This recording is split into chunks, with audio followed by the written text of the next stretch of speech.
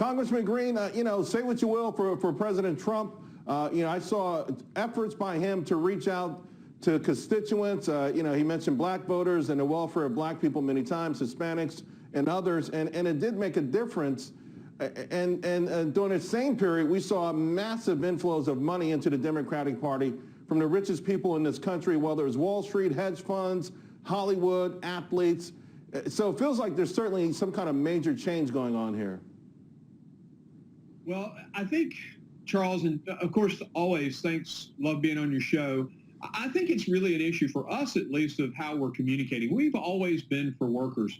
I mean, it's about, communicating that if you lower the corporate income tax, you create this huge demand for labor that winds up raising the salaries of the average working person in America. So we've always been about that. Now we're just figuring out how to communicate it a little better. The Democrats, on the other hand, used to be for the union folks, used to be for workers, and now they're for their statist liberal, woke New Deal. And it's all about the state and their liberal policies, and they're willing to basically sacrifice the worker to accomplish their socialist utopia. Yeah. So I think it's just really about communication from our part.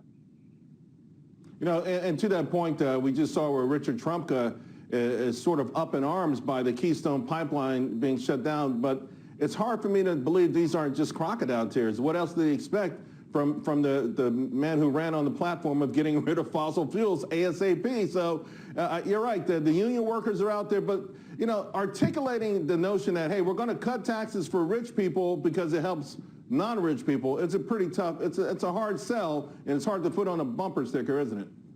Well, the great thing about it is we have an excellent example of how it happened in the last administration.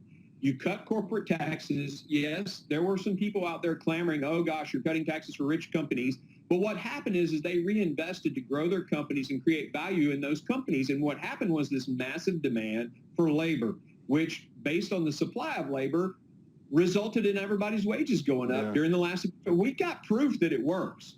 And I can tell you proof. I got the proof too. I'm just saying the messaging, though, you're going to have to work on the messaging. That's all I'm saying. It takes too long to say it the way you're saying it. People fall asleep. They don't believe you. All of a sudden, AOC says, look, they just want to cut taxes for the rich and somehow you will make money. So I get you. Let's talk about other parts of this, because the Axios article also talked about bringing in more black voters, more Hispanic voters. And again, we're seeing where this really played out pretty big time, despite the media's overall arching themes. How do you go after those particular voters? Well, I think if you look at particularly, let's say, the African-American population, they're very pro-life, increasingly pro-life, and that's a hook for us on the right.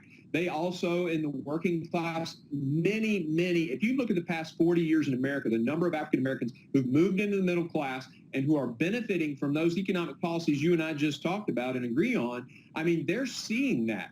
They also see the last president who invested in black colleges, did criminal justice reform, and they see those kinds of things coming from Republicans. They're hearing us say that because that's how we fix America. I mean, we're winning their hearts, whether the media narrative is saying it or not. No, I don't disagree with you there. I think maybe press the flesh, go out there, meet and greet, talk, grassroots. I want to also get your thoughts on this whole great big old cancel culture that we're in right now. It's permeated every part of our society, and I just wanted your thoughts on that.